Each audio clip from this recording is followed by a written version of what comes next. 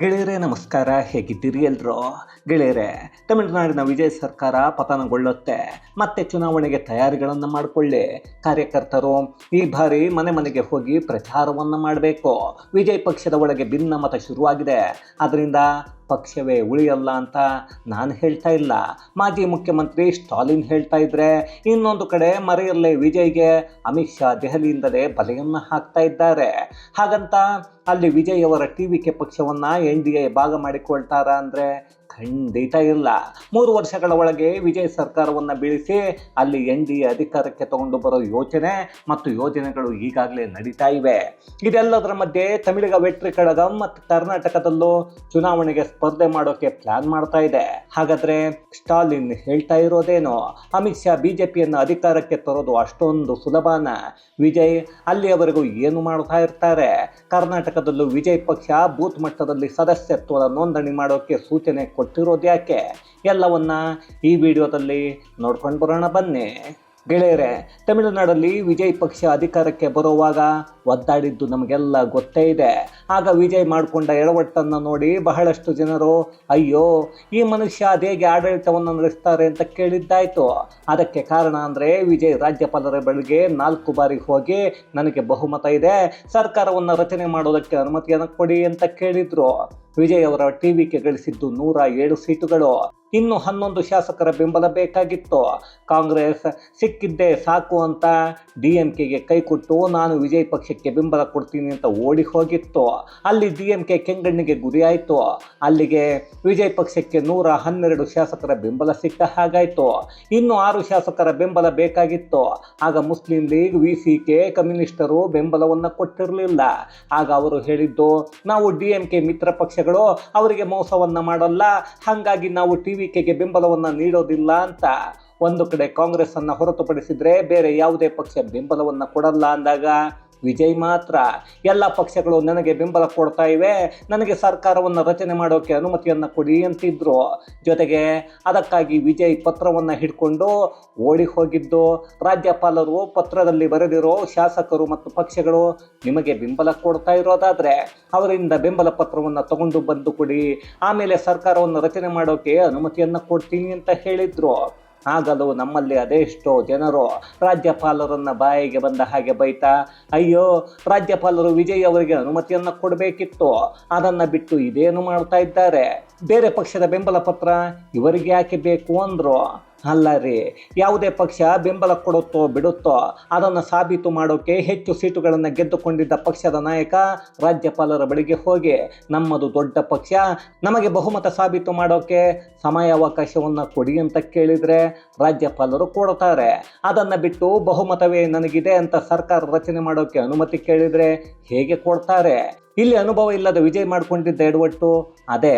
ಅಲ್ಲಿ ಯಾವಾಗ ರಾಜ್ಯಪಾಲರು ಅನುಮತಿ ಕೊಡಲಿಲ್ಲ ಆಗ ವಿಜಯ್ ಹೋಗಿದ್ದೆ ಸ್ಟಾಲಿನ್ ಮನೆಗೆ. ನಿಮಗೆ ಎಲ್ಲರಿಗೂ ಗೊತ್ತೇ ಇದೆ ಸ್ಟಾಲಿನ್ ಮನೆಗೆ ಹೋಗಿದ್ದು, ಸ್ಟಾಲಿನನ್ನು ಅಪ್ಪಿಕೊಂಡಿದ್ದು. ನಿಮ್ಮ ಮಿತ್ರ ಪಕ್ಷಗಳಿಗೆ ಹೇಳಿ ನನಗೆ ಸರ್ಕಾರವನ್ನು ರಚನೆ ಮಾಡೋಕ್ಕೆ ಬೆಂಬಲ ಕೊಡೋಕ್ಕೆ ಹೇಳಿ ಅಂತ ಹೇಳಿದ್ರು. ಅದಾದ ಮೇಲೆ ಸ್ಟಾಲಿನ್ ಹೇಳಿದ್ದಕ್ಕೆ ಮುಸ್ಲಿಂ ಲೀಗ್, VCK ಮತ್ತು ಕಮ್ಯುನಿಸ್ಟರು ಬೆಂಬಲವನ್ನು ನೀಡಿದ್ರು. ಸರ್ಕಾರ ಕೂಡ ರಚನೆ ಆಗಿದ್ದಾಯಿತು. ಇಲ್ಲಿ DMK ತನ್ನ ಆಟವನ್ನು ಆಡೋಕೆ ಪ್ಲಾನ್ ಮಾಡಿಕೊಂಡಿತ್ತು. ಆ ಚಿಕ್ಕ ಪಕ್ಷಗಳನ್ನು ಇಟ್ಕೊಂಡು ಮುಂದೆ ವಿಜಯ್ ಸರ್ಕಾರವನ್ನು ಸ್ಟಾಲಿನ್ ಕಂಟ್ರೋಲ್ ಮಾಡೋಕೆ ಸಿದ್ಧತೆಯನ್ನು ನಡೆಸಿದ್ರು. ಯಾವಾಗ ವಿಜಯ್ ಸರ್ಕಾರ ಅಧಿಕಾರಕ್ಕೆ ಬಂತೋ ಇದ್ದಕ್ಕಿದ್ದ ಹಾಗೆ AIADMK ಇಬ್ಬಾಗ ಆಯಿತು. ಒಂದು ಬಣದ 25 ಶಾಸಕರು ವಿಜಯ್ ಸರ್ಕಾರಕ್ಕೆ ಬೆಂಬಲವನ್ನು ಕೊಟ್ಟರು. ಇದು ಅಮಿತ್ ಶಾ ಅವರ ಲೆಕ್ಕಾಚಾರ ಅಂತ ಹೇಳಲಾಗ್ತಾ ಇದೆ. ಯಾಕಂದ್ರೆ ಎಡಪ್ಪಾಡಿ ಪಳನಿಸ್ವಾಮಿ ಅಣ್ಣಾಮಲೈಯವರನ್ನ NDAಯಿಂದ ದೂರ ಇಡೋಕೆ ಹೇಳಿ ನಾನೇ ಪಕ್ಷವನ್ನು ಅಧಿಕಾರಕ್ಕೆ ತಗೊಂಡು ಬರ್ತೀನಿ ಅನ್ನೋ ಹಾಗೆ ಆಡಿದ್ರು. ಅದೇ ವಿಜಯ್ TVK ಹೆಚ್ಚು ಸೀಟುಗಳನ್ನು ಪಡ್ಕೊಂಡಾಗ DMK ಜೊತೆ ಸೇರಿ ಸರ್ಕಾರ ರಚನೆ ಮಾಡೋಕೆ ಮಾತುಕತೆಯನ್ನು ನಡೆಸಿದ್ರು. ಅದೇ ಕಾರಣ ಹೇಳಿ ಷಣ್ಮುಗಂಬಣ ಹೊರಗೆ ಬಂದಿದೆ. ಆದರೆ ಇಲ್ಲಿ ಅಸಲಿ ಆಟವನ್ನು ಆಡ್ತಾ ಇರೋದು ಅಮಿತ್ ಶಾ. ಯಾಕಂದ್ರೆ ಈಗಾಗಲೇ ಜೋಸೆಫ್ ವಿಜಯ್ ಸ್ಟಾಲಿನ್ ಜೊತೆ ಮಾತಾಡಿ ಅವರ ಮಿತ್ರ ಪಕ್ಷಗಳ ಬೆಂಬಲ ಪಡೆದು ಸರ್ಕಾರವನ್ನು ರಚನೆ ಮಾಡಿದ್ದಾರೆ. ಅಲ್ಲಿ ಸ್ಟಾಲಿನ್ ಆಟ ಆಡೋಕೆ ಬೆಂಬಲ ಕೊಡಿಸಿದ್ರು.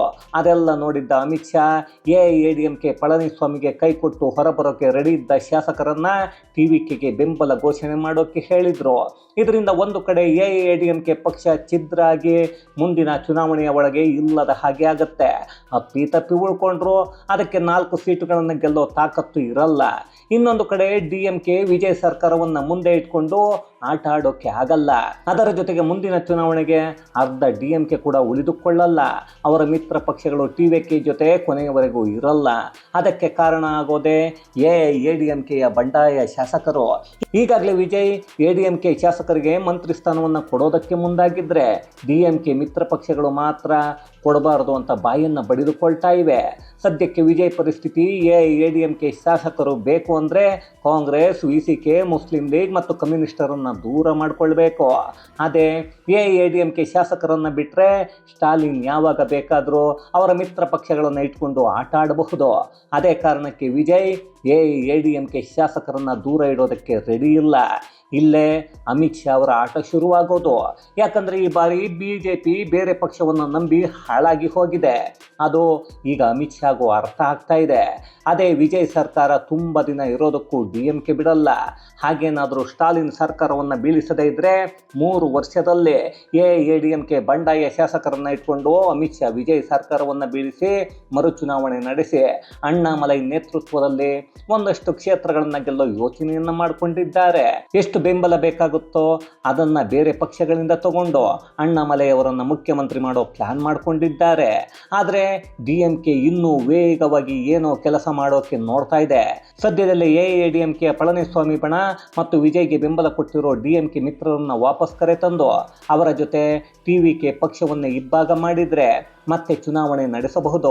ಅದರಿಂದ ಮರುಚುನಾವಣೆ ಆಗತ್ತೆ. ಆಗ DMK ಅಧಿಕಾರವನ್ನು ಹಿಡಿಬಹುದು ಅನ್ನೋ ಯೋಚನೆ ಸ್ಟಾಲಿನ್ ಅವರದ್ದು.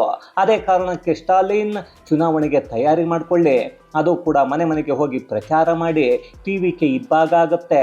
ಸದ್ಯದಲ್ಲೇ ವಿಜಯ್ ಸರ್ಕಾರ ಬಿದ್ದು ಹೋಗುತ್ತೆ ಅಂತಿದ್ದಾರೆ. ಅಲ್ಲಿಗೆ ಸ್ಟಾಲಿನ್ ನಗ್ನಗ್ತಾ ವಿಜಯ್ ಅವರಿಗೆ ಗುಂಡಿಯನ್ನು ತೆಗೆಯೋಕೆ ನಿಂತಿದ್ದಾರೆ ಅನ್ನೋದು ಇಲ್ಲಿ ಗೊತ್ತಾಗ್ತಾ ಇದೆ. ಹಾಗಂತ ಸ್ಟಾಲಿನ್ ಹೇಳಿದಷ್ಟು ಸುಲಭನ ವಿಜಯ್ ಸರ್ಕಾರವನ್ನು ಬೀಳಿಸೋದು ಅಂದರೆ ಖಂಡಿತ ಸಾಧ್ಯ ಇಲ್ಲ. ಹಾಗೇನಾದರೂ ಈಗ ಮಾಡಿದರೆ ವಿಜಯ್ ಅವರ TVK ಪಕ್ಷಕ್ಕೆ ಏಕಾಂಗಿಯಾಗಿ ಅತಿ ಹೆಚ್ಚು ಅಂದರೆ ಅವರಿಗೆ ಸರ್ಕಾರವನ್ನು ರಚನೆ ಮಾಡೋದಕ್ಕೆ ಬೇಕಾದಷ್ಟು ಸೀಟುಗಳನ್ನು ಗೆದ್ದುಕೊಳ್ತಾರೆ. ಅಲ್ಲಿ ಜನರು ಅಯ್ಯೋ ಪಾಪ ವಿಜಯ್ ಅವರಿಗೆ ಎಲ್ಲ ಸೇರಿ ಮೋಸವನ್ನು ಮಾಡಿಬಿಟ್ರು, ಬೇರೆಯವರ ಬೆಂಬಲ ತಗೊಂಡಿದ್ದಕ್ಕೆ ಹೀಗೆಲ್ಲ ಮಾಡಿದ್ರು, ಎಲ್ಲರೂ ಸೇರಿ ವಿಜಯ್ ಪಕ್ಷಕ್ಕೆ ಮತವನ್ನು ಹಾಕಿಬಿಡೋಣ ಅಂತ ಹಾಕೇ ಬಿಡ್ತಾರೆ.